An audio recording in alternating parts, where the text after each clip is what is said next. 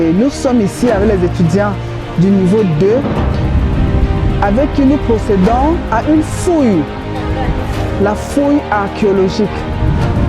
Avant d'entrer dans cette activité pédagogique didactique, je dois dire que depuis l'année passée, les autorités de l'université de Tchang ont, à la suite de ma nomination au nouveau département d'histoire et archéologie, ils nous ont instruit que les cours soient dispensés dans ce département.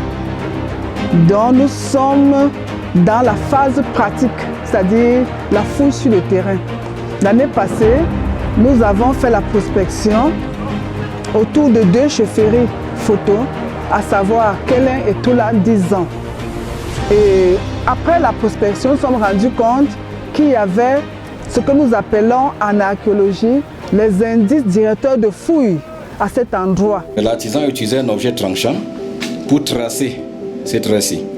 Il y a également un deuxième décor. Le deuxième décor maintenant c'est celui-ci. Ce décor-ci est imprimé.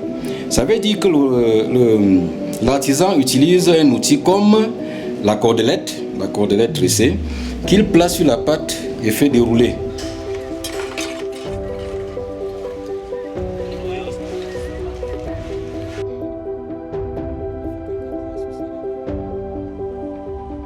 L'année passée, on a fait la prospection et on a eu certainement l'idée qu'il y avait quelque chose ici parce que les tessons apparaissaient en surface, en quantité. Pour ceux qui font au niveau 2, vous vous rappelez, non? Oui, madame.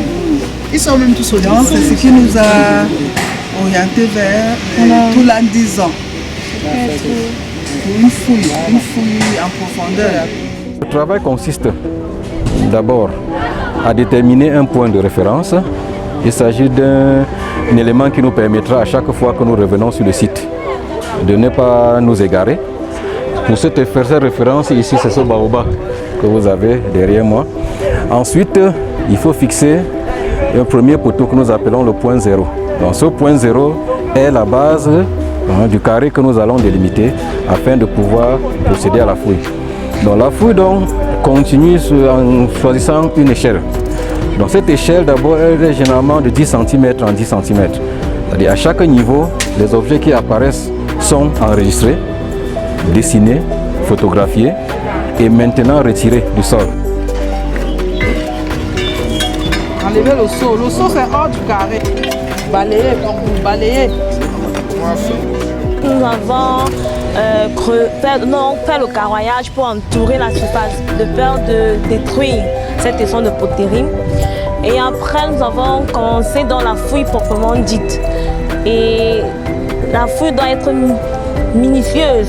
On ne doit pas être pressé, on ne doit pas être... on ne doit pas paniquer, on va prendre tout notre temps. Ça, c'est aussi notre expérience et c'était vraiment bénéfique pour moi. Pour éviter la confusion. À l'époque, on se moquait de moi qu'une femme qui fait la queue.